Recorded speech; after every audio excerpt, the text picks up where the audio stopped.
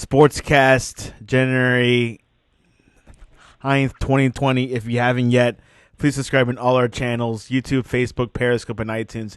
And if you're in iTunes, please leave a rating and a review.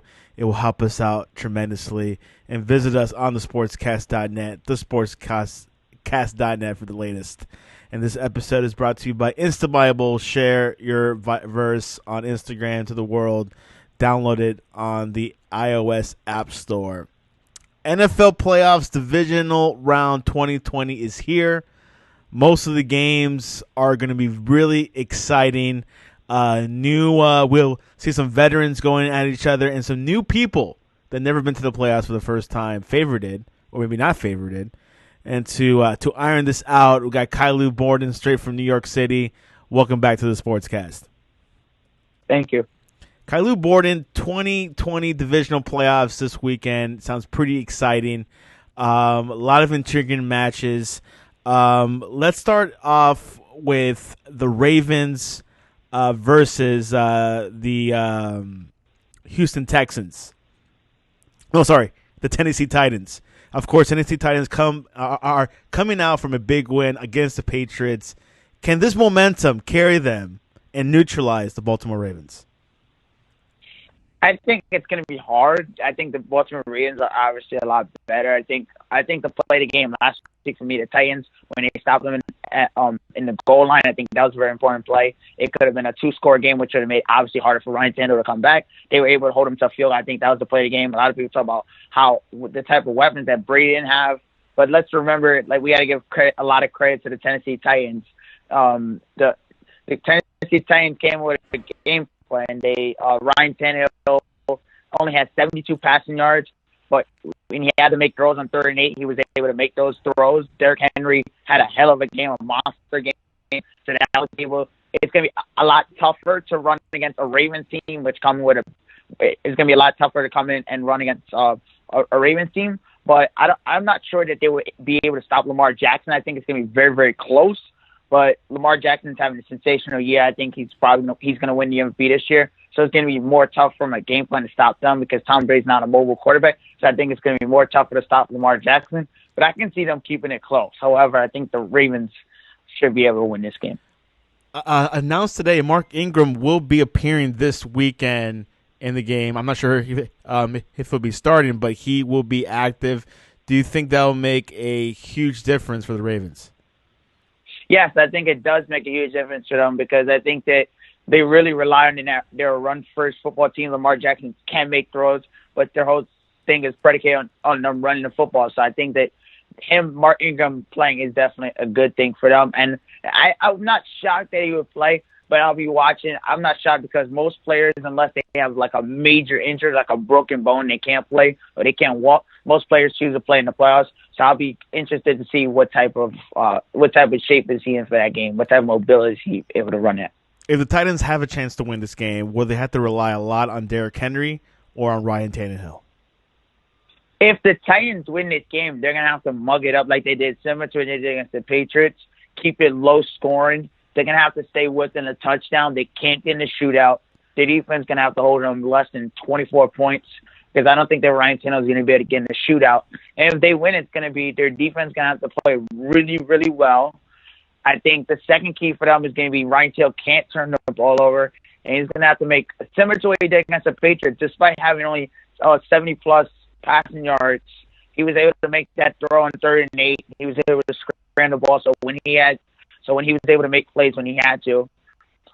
So I think that's going to have to happen. Similar to what I said about with Derrick Henry, they're going to have to give Derrick Henry the ball over 30 times. It's going to be tough for a lot against that Ravens front. But they're going to have to get the ball to Derrick Henry over 30 times. They're going to have to protect the football.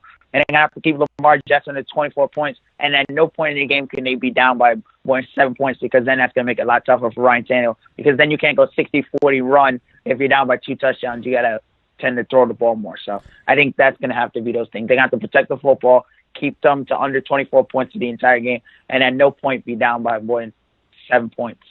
It's a very tough battle for the Titans. It would be way more tougher than the Patriots, of course. And we play in Baltimore this Saturday at 8:15 p.m. is the later game. The early game is the Vikings versus the Niners. Niners that are who have won the NFC regular season, and Vikings coming out a strong win against the Saints. Will this game be closer? Do you think? I think it. Oh yeah, to finish your point, I think this game is going to be very good because I think the Vikings defense did a tremendous job last week in terms of. Xavier Rhodes really struggled in the thing, but he did a lot better job attacking. He got burned one time, but the Vikings defense did terrific. Coming on the road and winning in New Orleans against Drew Brees, they had a terrific game plan. The Vikings defensive line really controlled that game. They made life hell of a lot tough for Drew Brees. I was very impressed with Kirk Cousins. He had a dime to Adam Thielen, and that was just a terrific throw. It was great coverage. It was a terrific throw. He really had a great game last week. Dalvin Cook was tremendous as well, 94 yards, 2 touchdowns, 20 carries. He was terrific. Daniil Hunter and Joseph, they really get after it. And I feel like you can't really sleep on the Vikings in that game. I think it's going to be a defensive battle. The 49ers like to run the football. So the Vikings really have a chance to win this game. Coming in New Orleans, winning that game in that hospital crowd, if Kirk Cousins can keep some of that going, and they could keep the. I saw a lot of people say that they used 3 wide receivers, which they haven't been doing in the regular season, but they were able to use it last against the Saints. Winning that game for Kirk Cousins was huge. If he can sort of replicate that magic he had last week, they definitely have a chance to win this game. Garoppolo has a lot of inexperience as a quarterback. That's also going to be a factor. Kyle Shanahan hasn't coached in the playoffs, so that's going to be a factor. Mike Zimmer's been there. They're coming off that win in New Orleans. I think that was really huge for them. A lot of people doubt Kirk Cousins, and some of it was his fault in Washington. And some of it was his fault in Washington with the Monday night struggles and the primetime struggles. And some of it wasn't his fault. In Green Bay, I felt like that was his fault. He could have done more in terms of NFC North, and Divisional was on the line. Even though he had Dalvin Cook, he could have done more in that game. But some of it was his fault, but he was able to rise to the occasion. If Kirk Cousins can play well and Dalvin Cook and that front seven could continue to get after it, that Vikings front seven is really good. And they were really good against Drew Brees last week. They did play this season already. Minnesota beat them 24-16, but it was in Minneapolis. This time around will be at Levi Stadium. It'll be the first game of the weekend. But what it sounds like, you're sounding like the Vikings could pull this off. Yeah, I think they could. I think last week, I think especially if Kirk Cousins can continue to play well, I think he made a bunch of throws last week to Adam Thielen in overtime. A lot of people said the end of the play was offensive pass interference. I didn't think it was offensive interference. I thought Saints fans had a gripe last year when they lost to the Rams. That was an egregious pass interference, as everybody knows. But I feel like Sean Payton got outcoached by Mike Zimmer. He had a couple of questionable play calling decisions. Time management, I didn't think he was his best. And Kirk Cousins simply outplayed Drew Brees last week.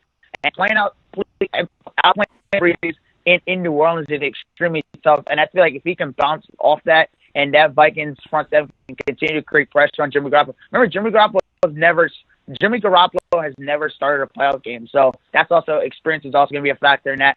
And I think if Kirk Cousins can follow that up in the Vikings, they can keep it close. I wouldn't pick them to win the game, but I think they can keep it close, especially coming out last week. If Cousins can handle those roles 3 to 4, they can rely on that game and take advantage of Jimmy Garoppolo's inexperience. They can win the game.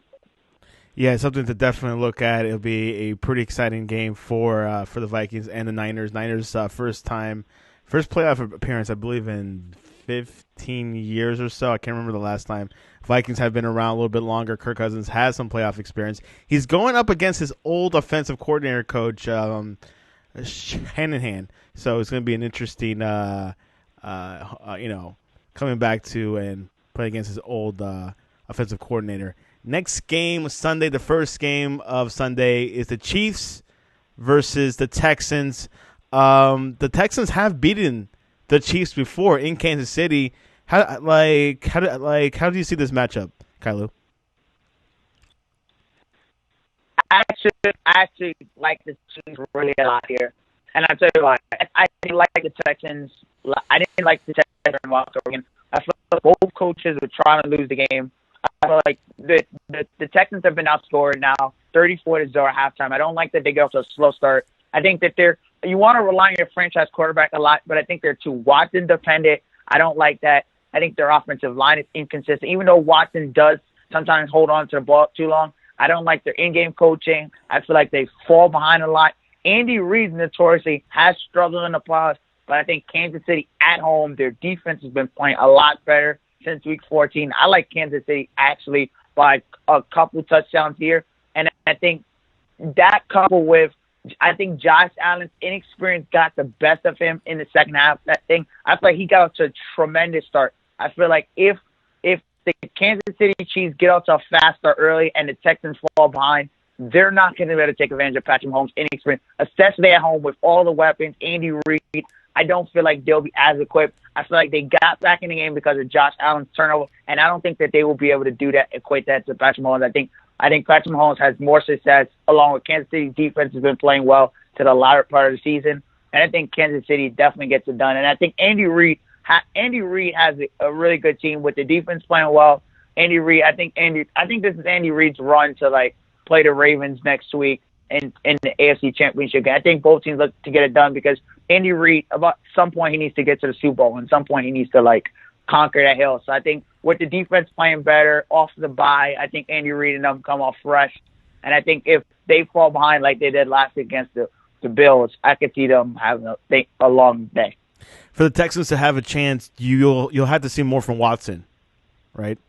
No, for the Texans to have a chance, I need to see better in-game game plan from Bill O'Brien. I also need to see their defense play a lot better. I need to see them get off to a better start in the first half because what happened to them last week against Josh Allen, they're not going to be able to count on Patrick Mahomes and that inexperience. That fumble that had Josh Allen thing and him throwing a lateral backwards at the end of the fourth quarter, that's not going to happen with Patrick Mahomes and Andy Reid and those weapons that they have in Kansas City. If you get off to a struggling start in Kansas City like they did and not score in the first half of that game, you're not going to come back and win against Patrick Mahomes like you did Josh Allen. That's not going to have success for you. Something to definitely look at. It'll be a big game. Do you think it'll be close, or do you think it'll be a good margin for Kansas City? No, I think it's going to be a good margin. Andy Reid coming off a bye is really, really good.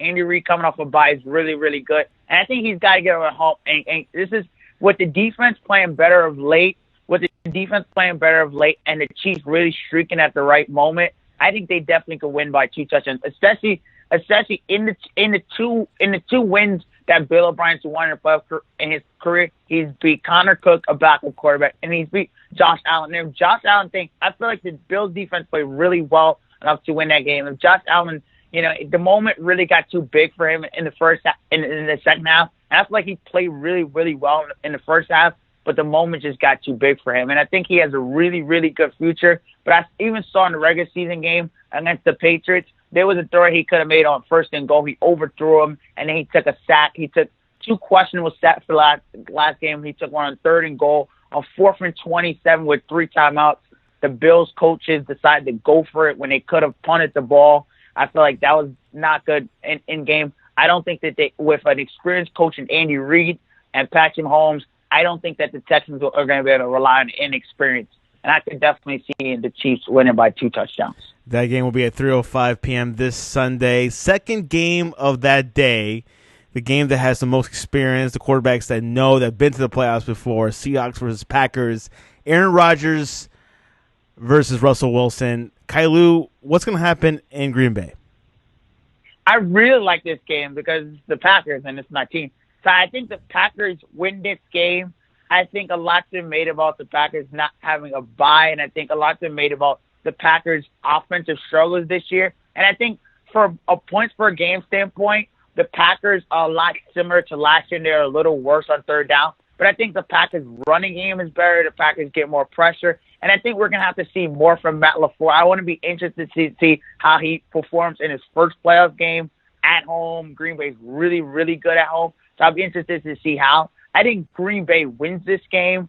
I think Green Bay, in the 2014 NFC Championship game, I think it's a chance for them to get some revenge off that. I think they boxed an onside kick. The guy, Brandon Boston, was supposed to block and say he went for the ball, and he fumbled the ball, and we lost the NFC Championship game. I think Green Bay looks to think this is the only time that they have had. There's a lot of questions that if Aaron Rodgers can add a championship to his resume, would he be better? I think he would. They'd be better off. I think Green Bay definitely wins this game. I think it's close. Green Bay doesn't blow anyone out.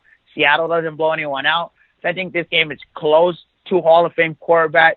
I think this game is close. Seattle is dealing with a lot of injuries. So I think Green Bay should definitely seize the opportunity at home.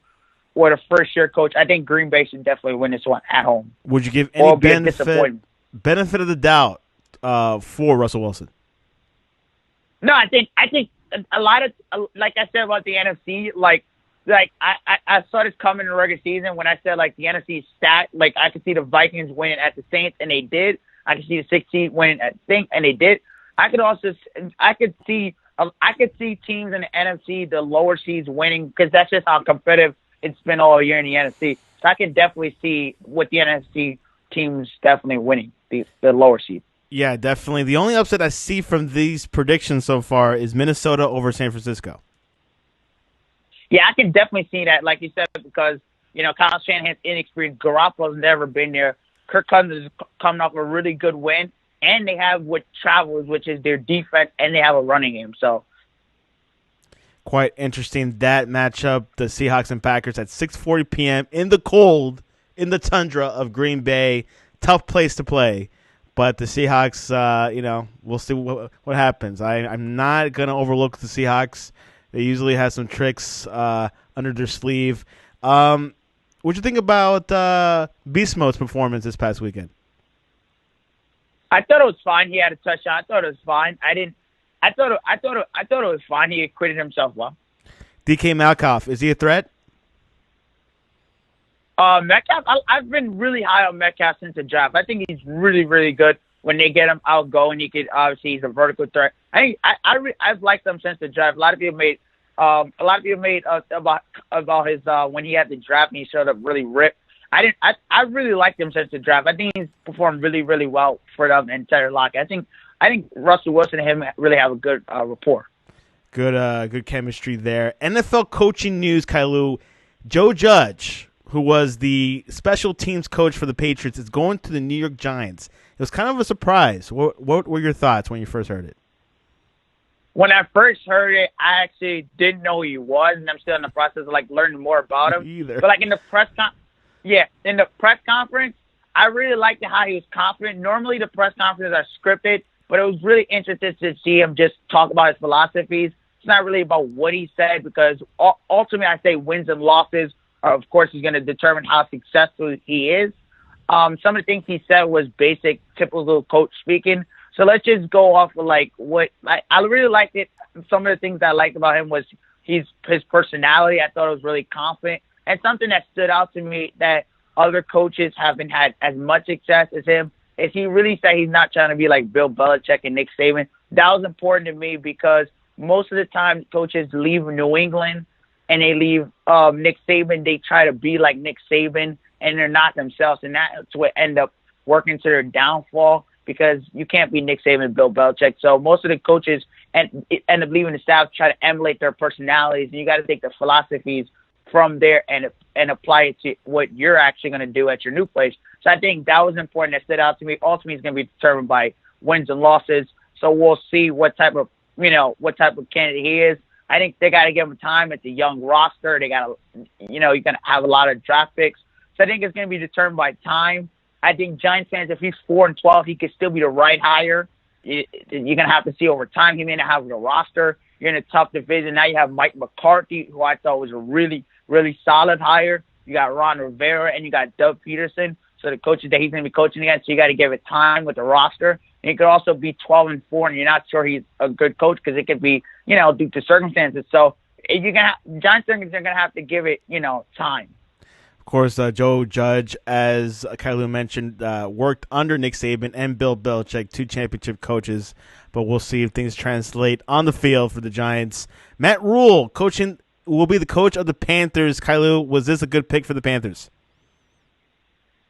I thought it was a really good pick for the Panthers, and I actually thought Matt Rule was going to go to the Giants. I was surprised that he went to the Panthers when I first saw it, and I was like another missed candidate by the Giants. I was more surprised by the amount of years that they gave him.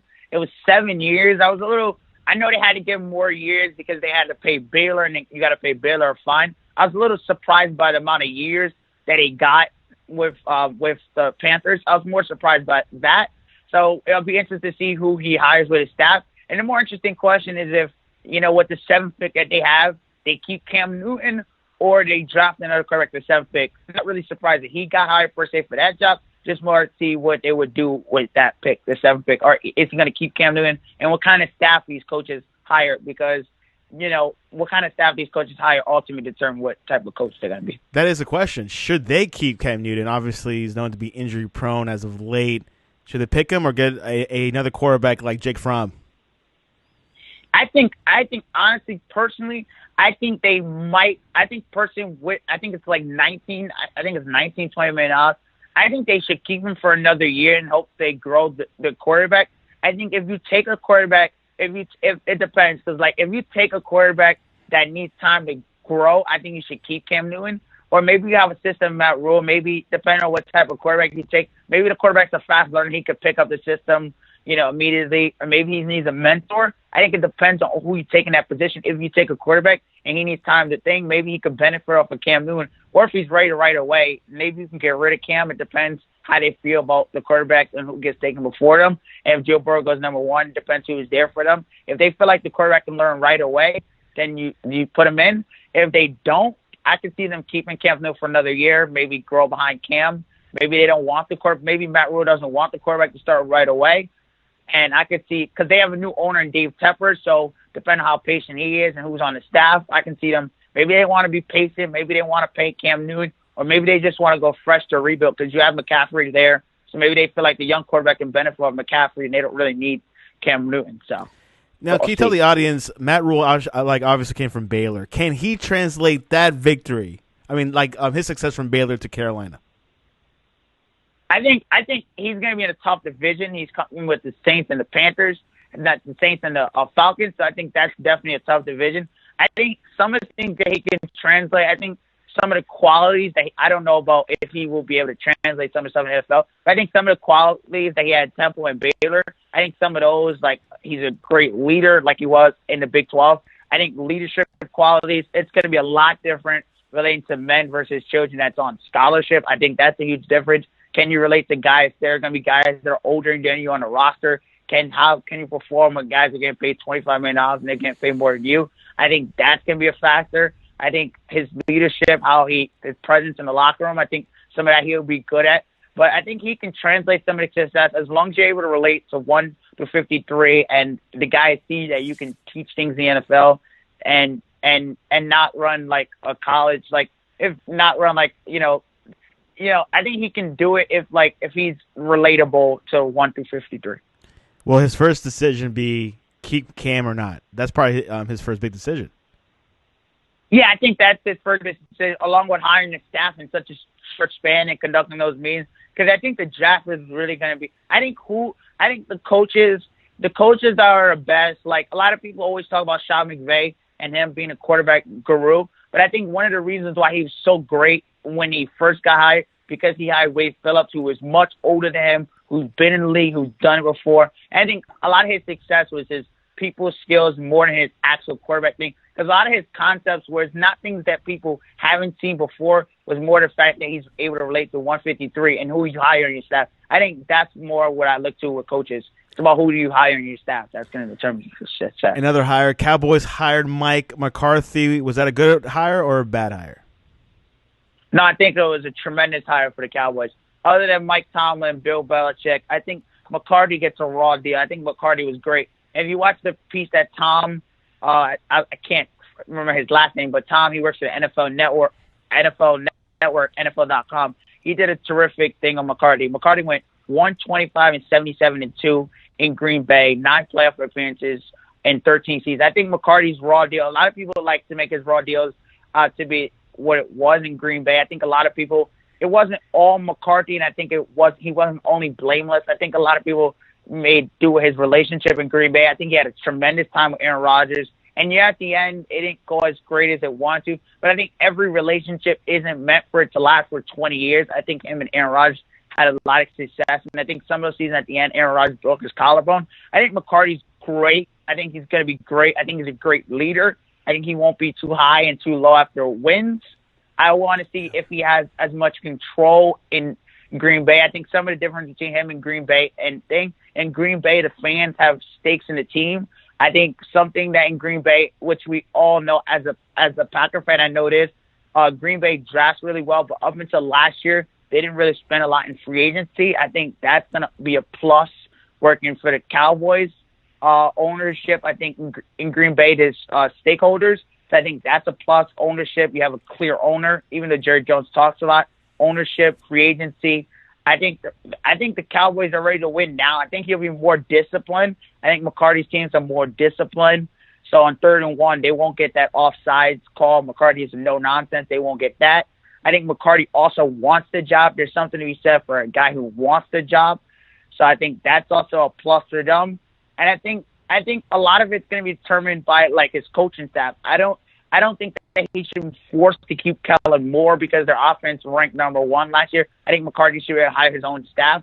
I think I'll be watching that to see if McCarthy's able to hire his own staff. I think that's going to be important for me. But I think McCarthy can have really good success with the Cowboys, 9 playoff appearances in 13 years. It's not everyone's splash hire. Everyone wanted them to go out there and hire Urban Meyer. But I think it's a safe hire, and it's not an insult to McCarthy. A lot of people throw out the word safe and think it's bad. But I think outside of Mike Tomlin and Sean Payton and Bill Belichick, in the last 10 years, it's hard to find a better coach than McCarthy. If you take out Bill Belichick, Sean Payton, and Mike Tomlin, I don't think you can find another better coach than McCarthy. So I think it's a really good hire. I think he'll definitely improve Dak Prescott. The last year, he was improving the analytical staff. He's been getting a lot better with that at his house. So I think he's been getting a lot better with that. I think he'll be more disciplined for them. I think he'll be better with the media after wins and losses. He's a grown-up. He'll be able to talk to the team, everyone on the team. I think he'll get along with Dak. I think he'll get along with the offense. I think he'll get along with Jerry. And I think it will really work in Dallas with them. If they're patient, I think it'll work. Of course, you mentioned Dak. He is technically a free agent. Dak Prescott, should they, I mean, obviously, if they do resign him, which I think is most likely, should they pay him franchise, or how much do you think Dak should get paid? I think they should definitely give him over the market value. I think they should definitely 38, 30, 35, 38, whatever. I think it was 35, 38 that he was asking for at the end of the season. I don't think that they should give him that. I don't think it would be wise for them to give him that because we've seen a lot of flaws in what he thinks. And I think they should still be a running football team. I don't think they should give him 35 or 38, but I think they should give him like between maybe like, as long as they don't get hamstring, I think they should give him around, I think Kirk Cousins, got 28. So I think they should definitely give him over that because I think that was a season or 2 ago. So I think they should definitely give him over that. But I don't think that they should give him 35 or 30. I think they should definitely allocate. I think they should definitely give him between 29 and I would say 32. I don't think they should give him, once they get over 33, I would definitely think. Or they can, I heard a lot of people say maybe they franchise tag him. Yeah, that's definitely up in debate. I know Dak loves the organization, the team itself, and definitely he's done well. I mean, for my fantasy, he's done really well at least. But it's not about the fantasy; it's about winning championships, and that's what he wants. Of course, Jason Garrett obviously got let go. Do you think he should be the offensive coordinator for the Giants? Absolutely not. Absolutely not. I don't think that you want to see Jason Garrett. I mean, we've seen Jason Garrett. I mean, the first time when he was hired in 2009, his offense wasn't that special. I don't think that the Giants, like, I have this problem with teams, and I had it with Adam Gase. When they fire a coach in your division, and then another team within the division turns around and hire him, I don't think that's good hiring practice. I think because when you're in a division with a team, you directly see what other teams are doing in your division. I think the Giants would be better off just hiring a younger coordinator who we haven't maybe heard of, or someone Judge is friends with, someone he's worked with. I don't know how much experience he has hiring with Jason Garrett. And I think you'll be better off hiring someone that you actually don't know than Jason Garrett. Because the evidence that we've seen of Jason Garrett has showed you that he's not really a great offense coordinator. So I think you'll be better off hiring someone with unfamiliarity, or someone like Benamy, the guy from Kansas City. I think they should definitely look to give him a shot and definitely give him an interview, because they've basically been exploiting the Rooney Rule, which is there to bring minority candidates in. I should definitely think they should look at a guy like that instead of hiring someone like Jason Garrett. The Browns are the last team to hire that will be hiring a new coach. They've been interviewing a couple of players. The big name that stands out is Josh McDaniels. They interviewed on Wednesday Eagles defensive coordinator Jim Shorts. Today they interviewed offensive coordinator from the Vikings Kevin Stefanski, and they will interview tomorrow Josh McDaniels. They actually already interviewed Eric Bieniemy, Greg Roman, Robert Saleh. Who should the Browns hire? I think the Browns are not going to end up with Josh McDaniels, and I don't think a lot. And as typical to Cleveland Browns, I think they always wait too long for their candidates. I mean, Matt Rule is there. There's still a lot of great candidates there. And in terms of who they should hire, I think the Browns need to bring someone in that's going to give them direction. Jimmy Haslam has a continued recipe of firing coaches. I don't think Josh McDaniels is going to want to go there. He's come from New England. The organization is very stable in New England up until this point. We'll see what the coach is leaving, Joe Judge leaving. We'll see what happens with Brady. We can talk about that later. But I think the Browns should hire. I think they need a career. I think they need a direction that they're going to go in. And if they want to go a defensive, I think they should always hire. I think the Browns perfectly need a leader, and whoever in that is the best leader and that they're gonna keep around for 4 years.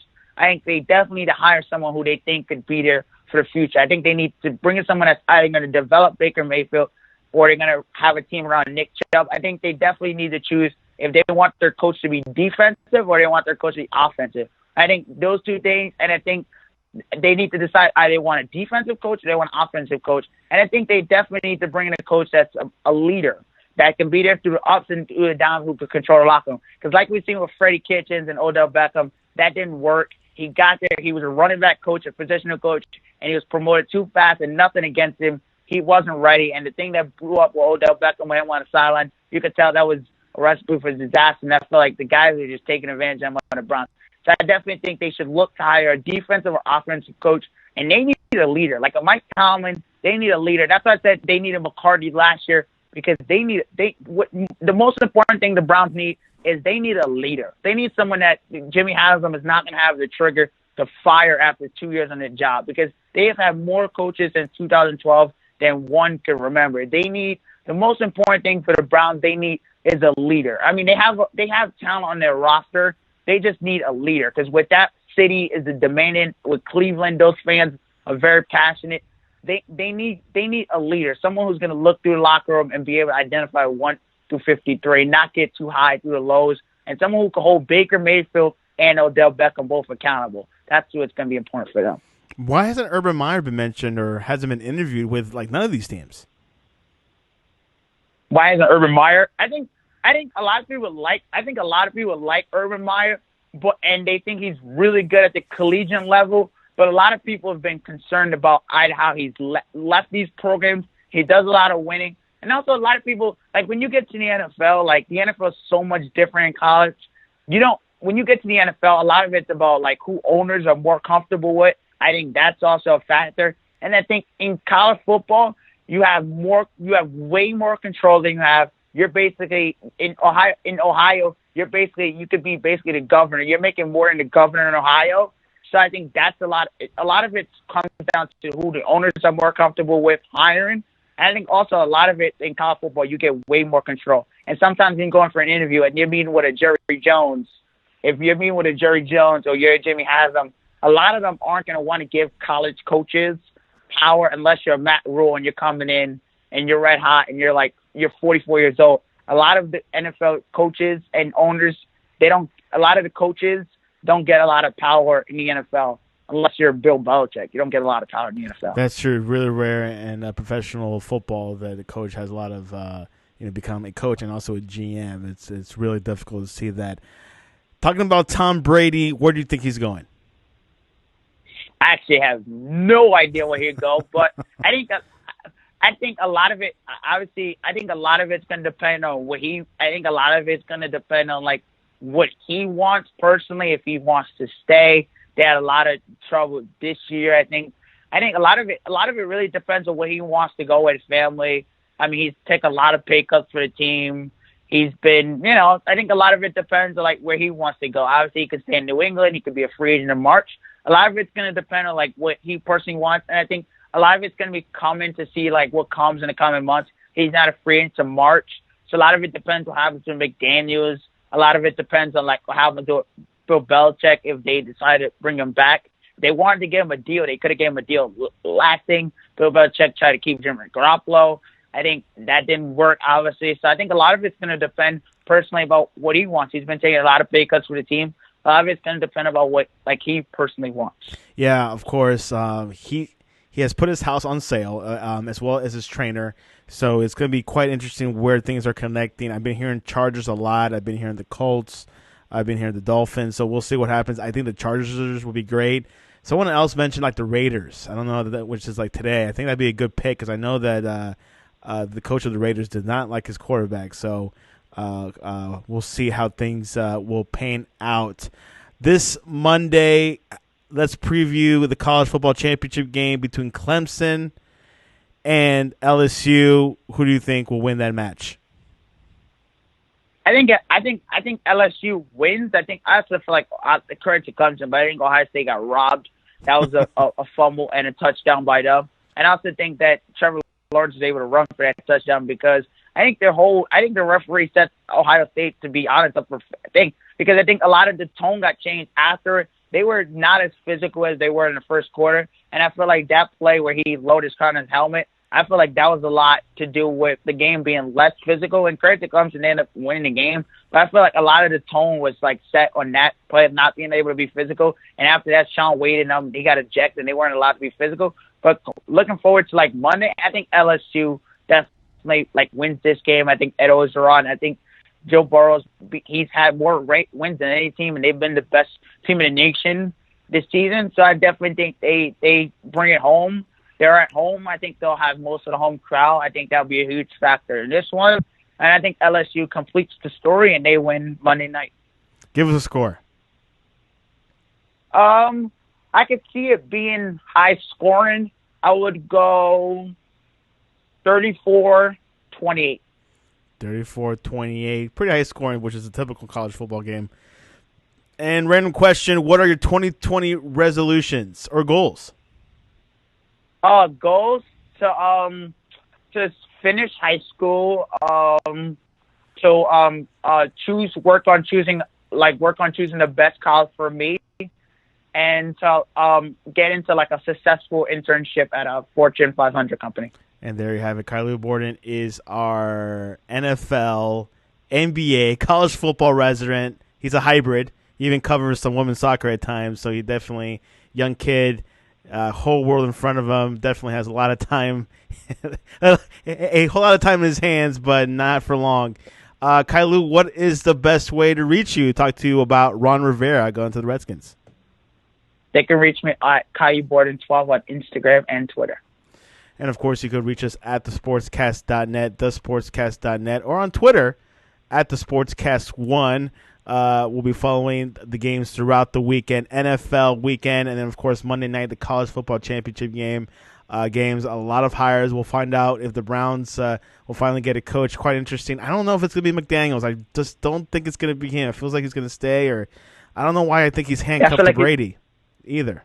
I feel like he's going to stay because I feel like when you leave a situation like New England and you leave good stability, I don't think that you look at the predecessors that was hired before you. That's why I think Joe Judge is coming from a low bar, and a lot of Giants fans are happy, and it's good for them. But you're coming from such a low bar of Pat Shermer, so that anytime a fan base gets a little bit of success, they're going to be happy. So I don't think that Josh McDaniels leaves that job. I think if he would have left that, if he leaves New England, it's going to be for a better job coming up. Because I don't think that he wants to leave the second time. Because remember how he went with the Broncos. He wasn't successful, and then you got hired by the Browns, and you get fired in 2 years. That's not your second coaching opportunity. There's only so many they're going to give you. And usually after that second coaching job as a head coach, they don't give you much more. You end up being just a coordinator. So I don't see him taking the Browns job. And can Belichick and Kraft win the Super Bowl without Tom Brady?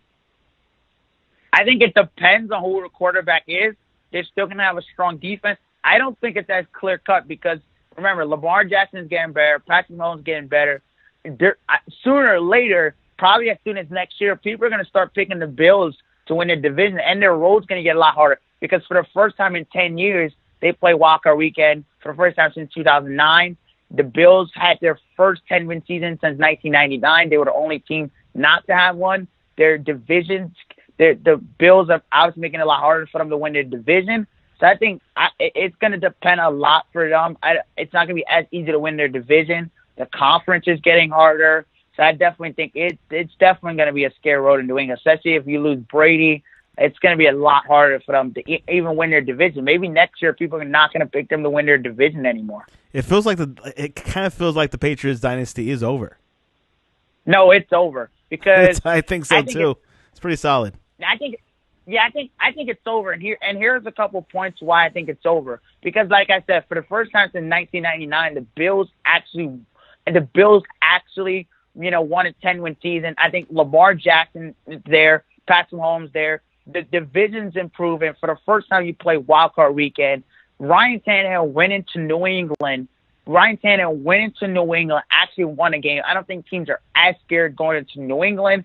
You obviously had a lot of scandals with Antonio Brown. They tried to get Antonio Brown. That didn't work out. Even a situation with Kraft early in the offseason. It's been such a thing. You're playing wild card weekend now. Your division's getting tough. And now, like a lot of people are talking about it, dual threat quarterbacks are the future of the league. And they didn't have a lot of weapons on the outside. And you're not going to be winning your division. So there's some people that are going to pick the Bills to win their division. You played on wild card weekend for the first time, in 10 years. They're Patrick Mahomes and Lamar Jackson. So it's definitely going to be tough for them. And I think the dynasty is definitely over. And let's see who the Dolphins take. Yeah, you guys obviously finished strong with Brian Flores. So you guys will rebuild it. And let's see Darnold look better after he has the mono. So the division's definitely getting better. So I don't think they're not even going to be a lot to win their division next year. The Bills keep improving, and Josh Allen makes those records and he gets better as a thrower. They're not going to be a lot to win their division. And there you have it. The tables are turning in the AFC East and football. We'll see what happens. Anyways, Caillou, we went a little bit overtime. Enjoy this weekend in the playoffs, and also enjoy Monday night. We'll be back next week to recap all those games. Thank you.